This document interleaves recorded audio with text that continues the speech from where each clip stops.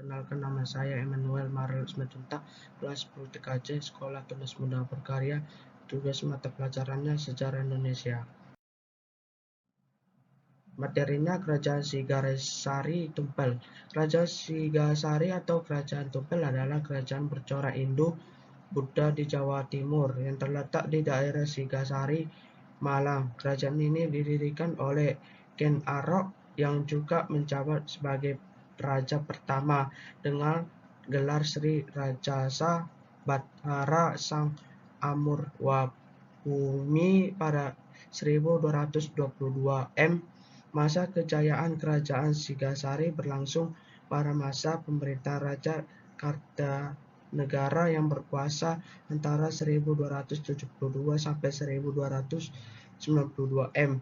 Di bawah kekuasaannya, wilayah kekuasaannya mencapai Bali, Sunda, sebagainya Kalimantan, dan sebagian Sumatera. Sumber-sumber Kerajaan Sigasari dapat diketahui dari Kitab Pararaton dan Kitab Negara Kertagama serta para sasti peninggalannya. Sejarah singkat Kerajaan Sigasari. Berdirinya Kerajaan Sigasari tidak lepas dari kisah pendirinya Ken Arok.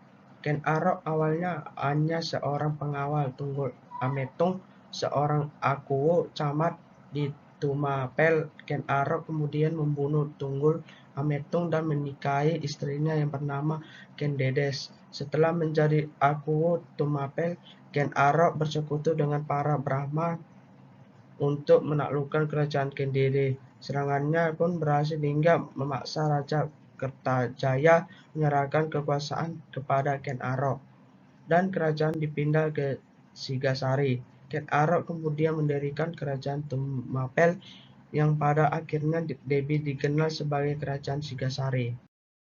Ketiga, silsilah kerajaan Sigasari. Yang pertama, Ken Arok tahun 1222 sampai 1227 M. Yang kedua, Anusapati tahun 1227 sampai tahun 1248 M. Yang ketiga, Tohjaya tahun 1248 M. Yang keempat, Wisnuwardhana tahun 1248 sampai 1272 M. Yang kelima, Kertanegara tahun 1272 sampai tahun 1292 M. Yang keempat, kehidupan sosial dan kerajaan Sigasari. Kehidupan sosial masyarakat Sigasari selalu berubah tergantung kebijakan raja dan kondisi politik kerajaan. Saat Ken Arok pemimpin, kehidupan sosial rakyatnya sangat terjamin. Setelah Ken Arok wafat, kondisi masyarakat sempat terguncang akibat konflik politik di antara keluarga kerajaan. Kemudian pada masa pemerintahan Anusapati, kehidupan sosial rakyatnya tidak mendapat perhatian. Kehidupan masyarakatnya kembali teratur pada masa pemerintahan Raja Kertanegara. Yang kelima, masa kejayaan Kerajaan Sigasari. Kertanegara adalah pemimpin terakhir sekaligus raja yang berhasil membawa Kerajaan Sigasari mencapai puncak kejayaan. Di bawah pemerintahannya, kekuasaan Sigasari meliputi seluruh Jawa, Madura, Bali, Nusa Tenggara, Kalimantan, Sulawesi, Maluku, Melayu, dan Semenanjung Melayu. Kertanegara terkenal dengan gagasannya untuk menyatukan kerajaan-kerajaan di Nusantara bawah payung kekuasaan Sigasari. Cita-citanya ini dikenal sebagai kawasan Nusantarai, dan untuk mencapainya rekod beberapa upaya yang dilakukan oleh Kertanegara. Yang pertama, perluasan daerah dan hubungan dengan luar negeri. Yang kedua, pengiriman ekspedisi ke Sumatera yang terkenal ekspedisi Pemalayu tahun 1275 M. Yang ketiga, memantapkan struktur pemerintahan Sigasari.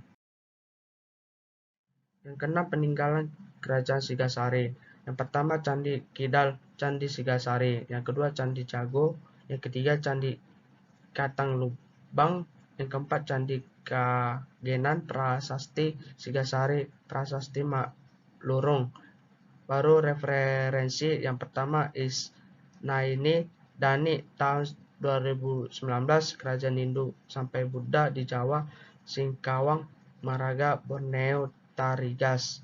Yang kedua, Saputro Satarto 2019, pengenal kerajaan-kerajaan di Nusantara, Sukoharjo, Graha Pratama Selaras.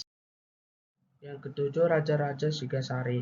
Dalam perjalanan kerajaan terjadi pergantian nama dari Tumapel menjadi Sigasari.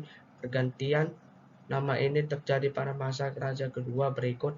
Raja Kerajaan Sigasari termasuk yang paling terkenal di antaranya. Yang pertama, Ken Arok. Ken Arok adalah pendiri sekaligus raja pertama Kerajaan Sigasari. Dalam kitab Pararaton disebutkan bahwa dia adalah anak dewa Brahma yang lahir dari seorang wanita desa Pangkur, selatan Gunung Kawi. Yang kedua, Anusapati.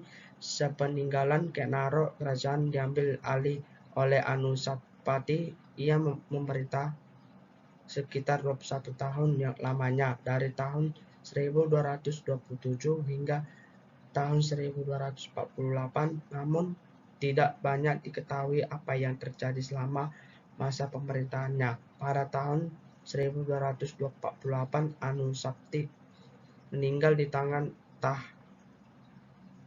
Tahjaya yang tak lain adalah putra Ken Arok. Yang ketiga, Tohjaya. Setelah mengalahkan Anusapati, Tohjaya menjadi raja kerajaan Sigasari. Namun raja ketiga ini hanya memerintah dalam waktu yang singkat, tidak sampai tahun. Tohjaya harus meninggalkan akibat balas dendam yang dilakukan oleh Ranggawuni, putra Anusapati. Yang keempat, Wisnuwardana. Ranggawuni kemudian raja keempat menggantikan posisi Tohjaya di Sigasari. Ia bergelar Srijaya Wisnuwardana. Raja Wisnuwardana memerintah pada tahun 1248 sehingga 1268. Yang kelima, Kartanegara. Wisnuwarda mengangkat putranya yang bernama Kartanegara sebagai raja muda tahun 1248. Namun ia tetap memerintah sampai akhirnya Kartanegara tumbuh dewasa dan sanggup memegang kendali kerajaan. Wisnuwardana meninggal pada tahun 1268. Kerajaan Sigasari kemudian resmi dipimpin oleh Kartanegara. Dalam kitab Negara Kartagama, Kartanegara adalah raja kerajaan Sigasari yang paling terkenal dan menjadi raja yang luar biasa, yang terkenal dalam bidang politik hingga agama. Demikianlah beberapa hal yang disampaikan. Sebelumnya saya mohon maaf yang sebesar-besarnya kepada hadirin sekalian apabila di dalam penyampaian tadi mungkin ada kesalahan kata, ada beberapa pertanyaan yang menyinggung hadirin sekalian. Saya ini hanya manusia biasa yang tidak luput dari kesalahan. Terima kasih.